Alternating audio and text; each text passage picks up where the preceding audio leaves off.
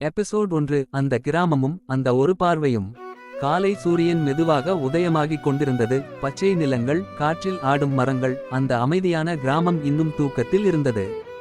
வேறு எங்கும் பார்க்க முடியாத ஒரு இரட்டை கரை சேனல். அந்த நீரின் ஓசை கூட அந்த கிராமத்தின் இதய துடிப்பை போல இருந்தது.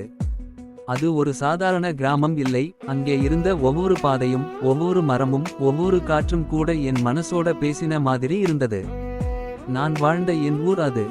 அன்று ஆகஸ்ட் மாதம் 12ஆம் தேதி. இந்திய சுதந்திர தினத்திற்கு இன்னும் 3 நாட்கள் மட்டுமே இருந்தது. ஆனா எனக்கு அந்த நாள் ஒரு சாதாரண நாளாக இல்ல. அந்த நாள்தான் என் வாழ்க்கையே மாறப்போகிறது என்று அப்போது எனக்கு தெரியாது. அன்று எங்கள் ஊர் மிகவும் பரபரப்பாக இருந்தது. ஏனெனில் கால்பந்து போட்டி ஒன்று நடத்தப்பட்டது. எல்லா ஊர்களிலிருந்தும் வீரர்கள் வந்திருந்தார்கள். சுற்றிலும் சத்தம், சிரிப்பு, உற்சாகம். அந்த அமைதியான கிராமம் ஒரு திருவிழா போல மாறி இருந்தது. நான் ஒரு முரட்டுத்தனமான வாலிபன். என் வாழ்க்கை எங்கோ மாறப்போகிறது என்று அப்போது எனக்கு தெரியாது. ஆனா அது மாற ஆரம்பித்த இடம் அந்த வாலிபால் மைதானம் தான்.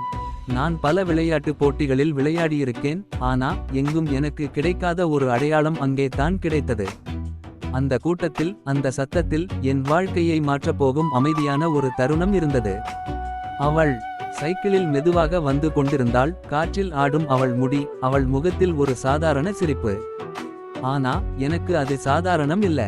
அந்த ஒரு நொடி அவள் கண்களால் என்னை தொட்டபோது நான் நானாக இல்ல. ஒரு நிமிஷம் முழுக்க மாறி நின்றேன். சுற்றியிருந்த சத்தம் எல்லாம் மௌனமாகி போனது. அந்த மைதானம் கூட காலியாகி போன மாதிரி. அவள் மட்டும் தான் இருந்தாள், என் கண்களில், என் உலகத்தில். எனக்கு என்ன தெரியும், அந்த ஒரு பார்வையிலேயே அவள் என்னை ஆளப்போகிறாள் என்று.